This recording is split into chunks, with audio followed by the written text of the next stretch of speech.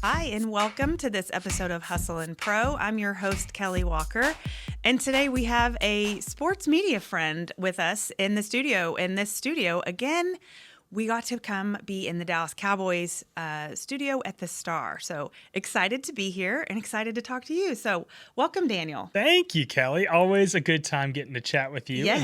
And this setup is probably one of the cooler setups I've been in. Absolutely. Cool. I'm going to try to say your last name correctly. Give me a shot. Oh, I love it. Here we go. So Daniel Esteve. Esteve, yeah, that was good. I practiced. Obviously, it's not common knowledge, but when you think about the vowels in Spanish, a, e, I, o, u, e, it's just that sound the whole way. Yeah. Esteve. Okay. And there's no accent. So people think like Emilio Estevez from, The Breakfast Club, Mighty Ducks, or fun fact, for those that don't know, Charlie Sheen's actual name is Carlos Estevez. Oh, okay. They're brothers. Yeah, I knew they were brothers. And my little brother's name is Carlos. So we always run into that little pickle, but people will think that there's an accent on the first E or the second E, and so it's Esteve or something I'm like that. I'm sure it gets mispronounced. It's just that same name. Esteve is my favorite, though. Esteve. I've heard that one quite a bit. I'm sure. Yes. Well, okay, so I threw on my Rough Riders jersey over my shirt today because I feel that's how I first met you, maybe a couple Rough Riders media days ago, a couple years ago. But that's what I always think, kind of how I know you. So yeah, I think that Rough was Riders love here. Very much the beginning. I mean, really anything Frisco related, I feel like I've seen you popped around, and it always puts a smile on my face. But yeah, the Rough Riders, in terms of access and just how neat the team is, I stand by it. One of the very best minor league ballparks, if not ballparks, in the country. They do so many cool things out there, and getting to see Kelly is always an added bonus to force me to make that drive up the tollway up here. I know. I try to be there as much as I can. I feel like they're my home away from home. But I get to work with you through my real job, and so now I thought, I'll get to talk to you through the podcast. So. Unbelievable. Yeah, the blend of two worlds. I know. I want to start with, in your words, like your origin story of how you got to be sports as your job. Interesting. Well, I mean, back when I was younger, the idea was to be a meteorologist. Quickly realized there's a lot of math involved, and that just doesn't compute up in this brain. Now, I had the fortunate blend of being a younger brother to an older sister who was super into music theater. And so whenever she'd go, my mom would just send me and my little brother. My older brother was just old enough to be able to say no. Okay. We didn't have that luxury. So got plenty of music theater experience as a kid, coupled that with my sports background, and just figured, well, shoot, the best way to blend those two things is by doing any kind of sports broadcast. So back in high school, we started a little TV show and then ended up going to school for that. The rest is history. I almost wrote down and was thinking through what I was going to talk to you about. Did you do like high school? I was going to say, did you do high school like TV broadcast or the kid on the news that covers the high school? Yes. Sports? So this is actually one of my favorite things, just to be able to highlight the people I got to do this with. So because our school was very small down in South Texas, Brownsville, Texas. So maybe a lot of your listeners will know South Padre Island, or maybe they won't know because they forgot a couple wicked weeks down at South Padre Island. But right there on the border across from Matamoros, Mexico, came from a school called St. Joseph Academy. Absolutely loved it, but it was just smaller. And there had been a TV show maybe 10, 15 years before I got to high school there. But I had a friend of mine in high school come up to me and say, hey, I know you want to be a sports broadcaster. I want to be a film director. And we happened to be friends with the student council president, who obviously could make things happen. Connections already. We ended up putting together a show called Project Red. I believe those videos are still on YouTube. Traumatizing to think about, but something fun to go back and look at. Yeah. And so my junior and senior year, we started that as a homecoming show, similar to what you see at other high schools. But the coolest thing about that is Sofia Carballar, she was the president. She's doing some incredible things in engineering now. Well, Rogelio Martinez, who was the director, he works for Pixar now. Wow. And he has worked on some incredible movies. Like Luca was one of his that he worked on. And he 1000% made his dream a reality. Yeah. And so I'd like to say I did that because I wanted to be in sports broadcast. Yeah. But I'm comparing myself to somebody who's working for one of the most amazing animated studios on planet Earth. That's great, though. That's a great story. Shout out to both of them. Okay. What are your chops, though, as a player? Oh, a player in what regard? Sports, athlete. Oh, goodness. You tell me. So one of the many blessings of going to a smaller high school is if you have any semblance of athleticism, they're throwing you into just Everything. about everything. Yep. So as a kid, I was fortunate enough to get chucked into a lot of different sports. My dad, he kicked in high school, was a quarterback, so member of the last state championship team for my high school. He ended up kicking for the SMU Mustangs in the early 80s. So That's great. yes, there are some funny stories related to that. I won't put him too much on blast, but there was a certain game against UT in 1983 that didn't go so well, and he may have missed a field goal or two. That one still stings. But so fortunately, came from a healthy athletic background. Basketball was my primary sport. Played a little bit through college, through club sports, and I was on a scout team after a failed tryout. That's a story for another time. But baseball and football as well. One of the biggest basketball players we know had failed tryouts. Absolutely. And I'm just an activities guy. I got into soccer 2017, and I know we've bonded quite a bit over this. I was fortunate enough to get an internship in London and was playing pickup soccer twice a week. I think that's when I really fell in love with the sport. But I also started a bowling club in high school, and I've just picked up bowling back up.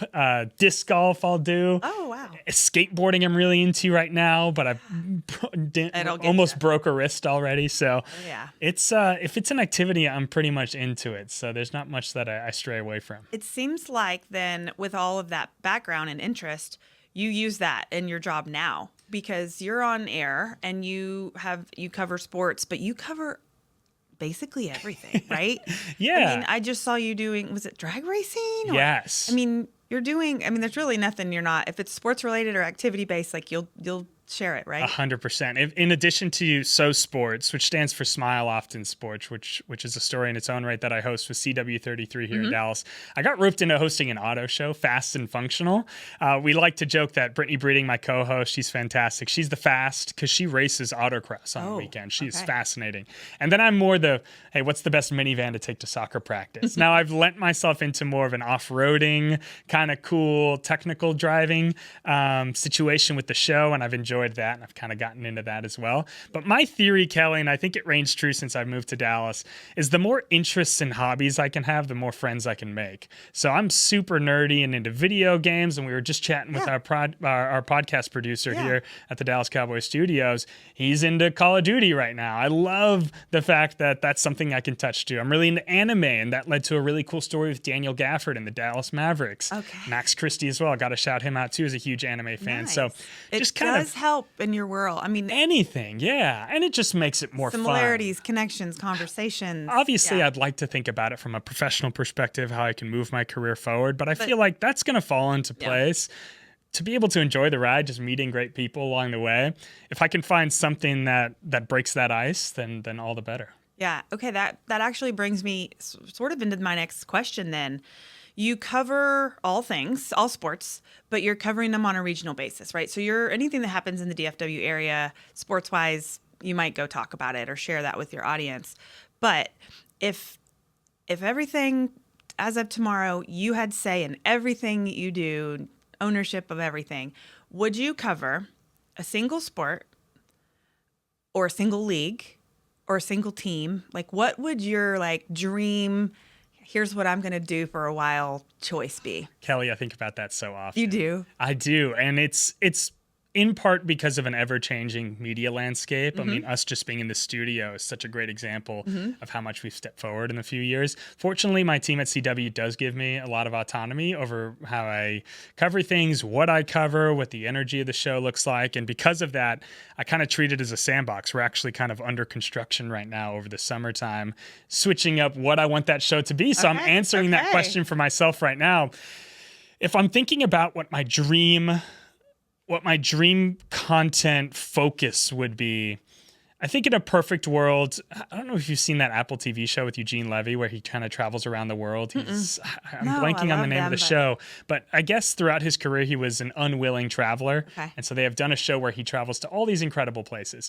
I would love to do something in the frame of that concept, but with sport, just exploring all the unique different sports that are sprinkled all around the world and create a show around that. I think that's a more high production, more like Netflix-esque style. Yeah. But from a news perspective, I have absolutely, and great timing, fallen in love with soccer. And I got the chance to cover St. Louis City's inaugural year, both in MLS Next Pro and then MLS during my time in St. Louis. Okay.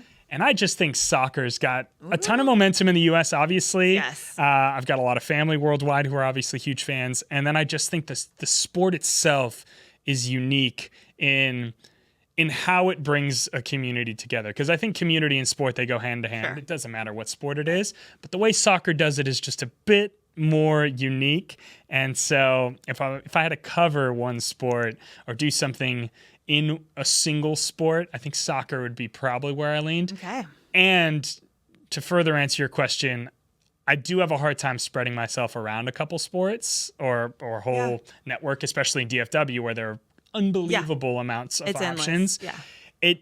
I do get jealous of some of the incredible beat writers out there That are 'cause like it's nice to focused. just sing. We have some incredible beat writers. And then in you are DFW. an expert in that. You Exactly. know every, like, I've noticed this going back to baseball, like when I help with the college tournament, right, every year. And there's obviously a big difference in me who's just watching Alabama play here for 3 days versus the guy sitting next to me asking questions that is at every practice. He knows every player's mannerisms. He can tell that swing looked a little weird. Is that still bothering him from 10 days ago? His left rib?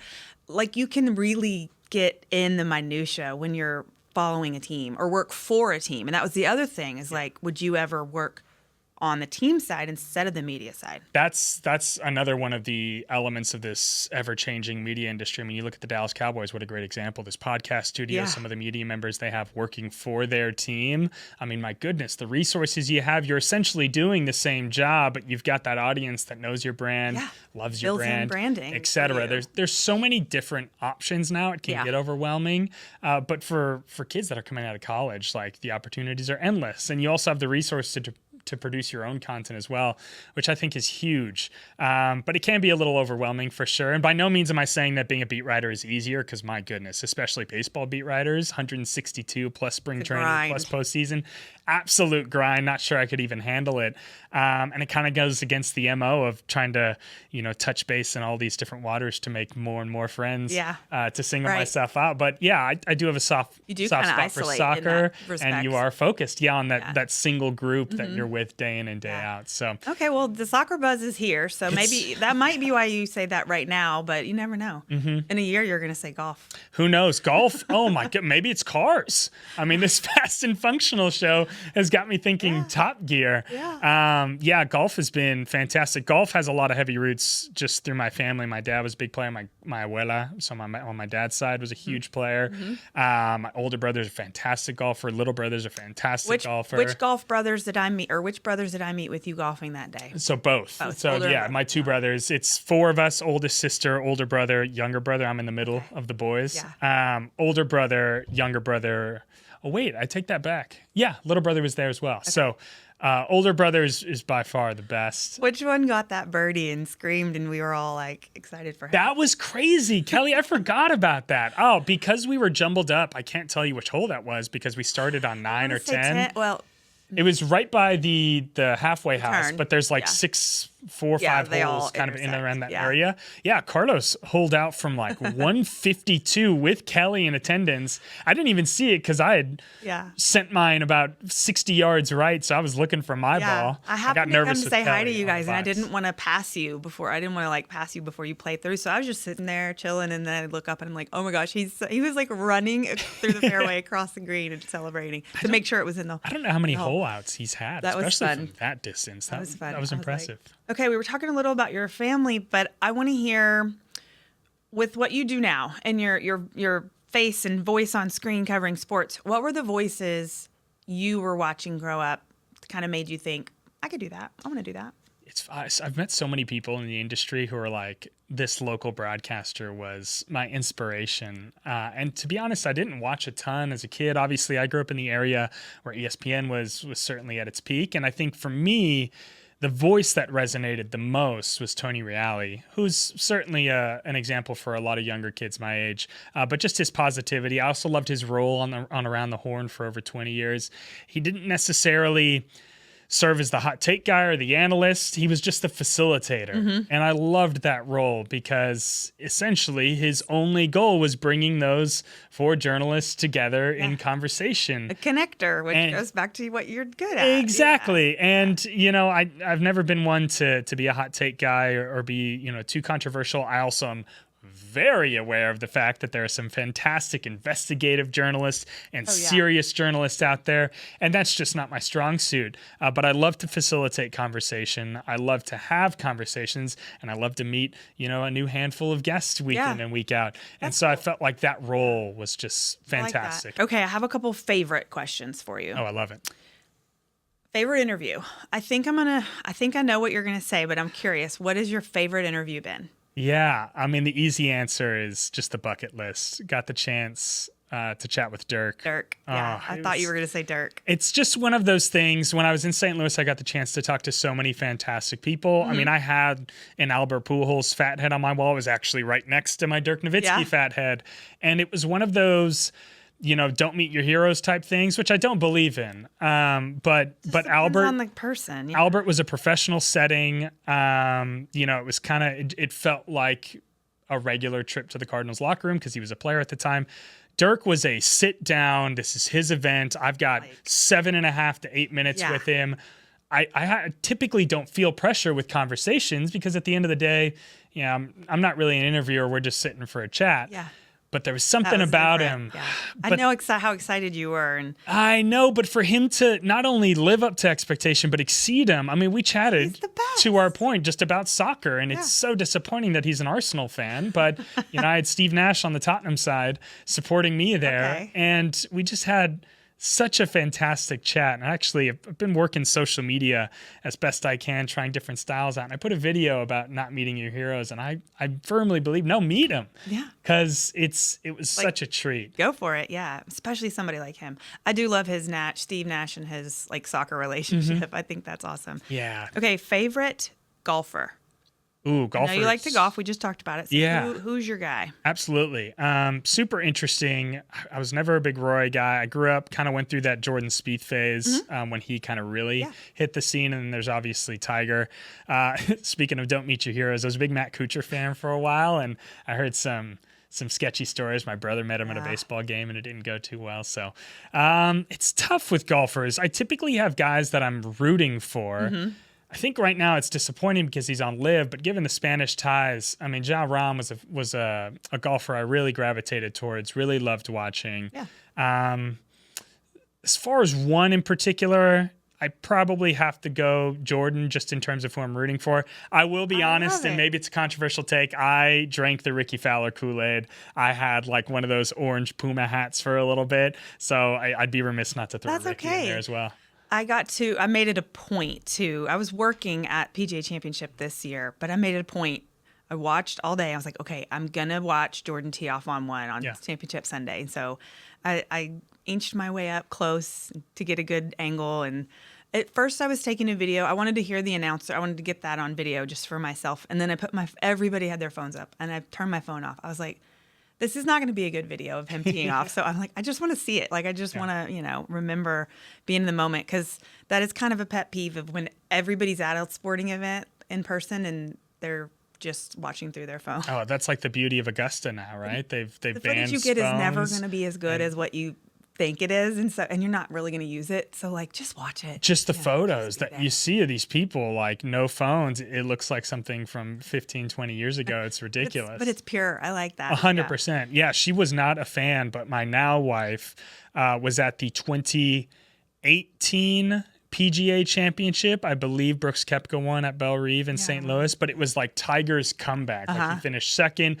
and it was just before he ended up winning the Masters the following year. This was the Tiger return tour. Yeah. And my father-in-law being military, got free tickets.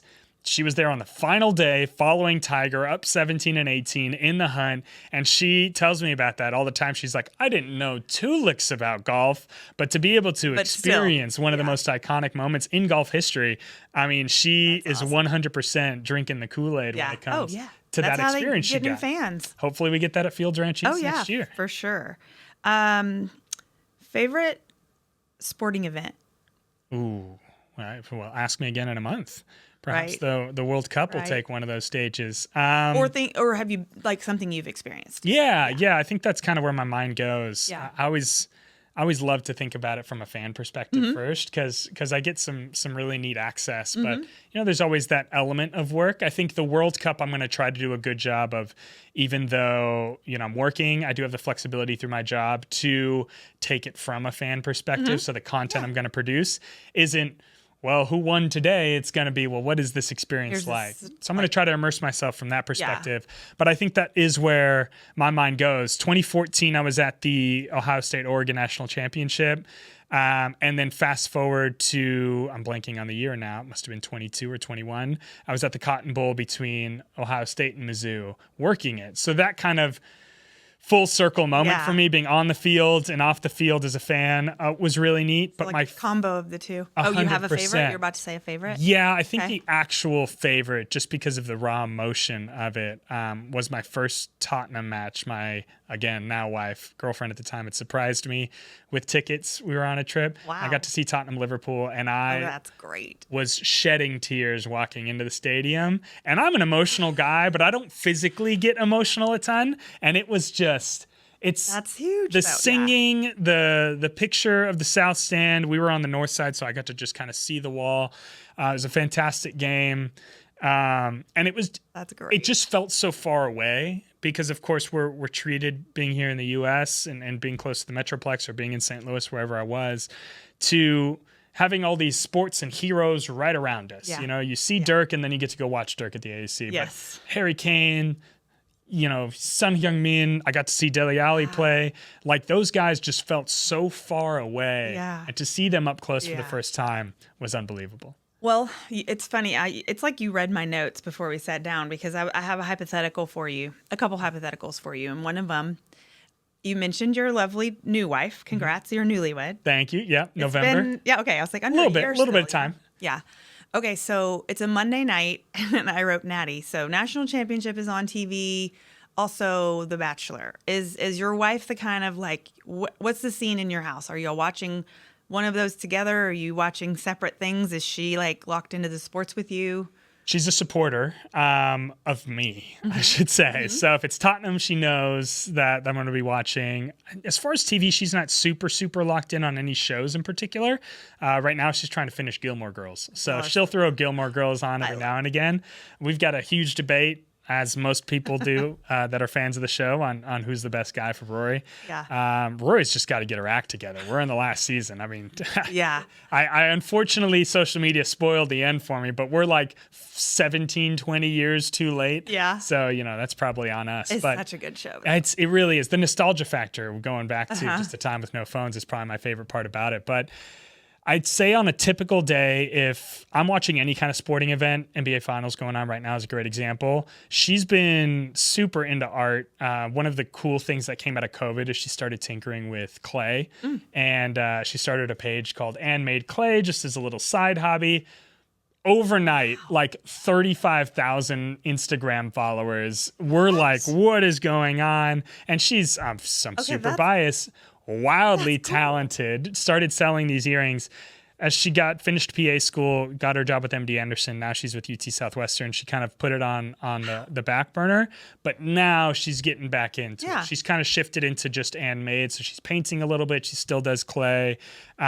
She's wildly talented. So I'd say any given night, she's cool with me watching whatever I'm watching, maybe sneaking in a little Nintendo or something because I'm 6 years old. She's got her art. And she's like in the next room. Love it. Within eye contact, though. That's like a secret superpower of being married Together, or being in apart. any relationship, together but apart. Comfortable together. And you can say something, and even if you're not speaking. Earshot. Yeah, exactly. There's something about being across the house that's just funny. not as nice. No, I hear you. That's funny.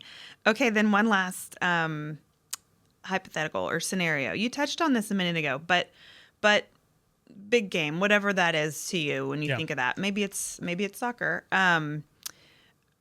Do you prefer being on the sideline, being in the stands as a fan, being there in person, but like in a suite, like in a luxury hospitality situation, out with people, out bar situation, or watching like from the comfort of your home with control of all the elements? Kelly, I've thought about this question so much. We have strong takes in our household, so I'm curious. 100%. I want to hear your take too on that conversation. Having gotten to experience obviously the press box, that's obviously fantastic. In soccer, they'll put you in the stands. In basketball, they do the same thing where you can have a media row. Mm-hmm. I just don't think, as cool as the access is there, it's just not quite the experience. And then as far as being a fan in the stadium, I think it's very sports specific. If it's soccer, I'd rather be in the stadium. And I've been in those hospitality sections. Being in the standing fan section is the only way to go if you're a soccer fan. If you're able, willing, can stand. Obviously, there's so many variables there. Yeah. But if you can make that happen and experience that as it's meant to be, great. However, Kelly, in my dream world, especially with the beauty that are, PL mornings, especially on Sundays in the fall, you get a 10:30 game that segues perfectly into NFL action at noon. My dream would be to have a group of 4 to 8 individuals, couples, friends, whatever it may be, and every Sunday that there's a Tottenham game and a Cowboy game or whatever it may be, I cook breakfast, host. We have we've talked about it, if we could have one of those separate garages in the back, convert that into a little pub. Yeah. Oh my gosh. You want your own sports bar. Yes. A little, something super open cozy. Early for 100% with the whole setup. I just think you get the comfort of being home. I was also this way in college, as high energy as I am, the second I get into a bar, go out, I shrivel. Mm-hmm. So if I could host a house party or a couple friends with drinks and whatever. It makes sense. And that's I agree. Where I'm at. The going out scenario is too risky for me. Yeah. Because I can't tell you how many times maybe if we're going to watch a tech game or something, we go and if you have to beg to get, that TV to be showing your game that you went there to watch, that's annoying. Or then the audio situation, maybe it's blasting loud on air, and then for commercials it changes and it's techno music. I don't know. Or they don't have the right game. It's just the vibe isn't you aren't in control of it, and so or you don't get the seat, or I don't know. The right game, all the things. And to your point, there are good examples of it. I did a story with the Dallas Spurs, one of the largest Spurs fan groups in the country, and they meet at the Irishman Pub, which is just north of Dallas. I think it's technically Addison area.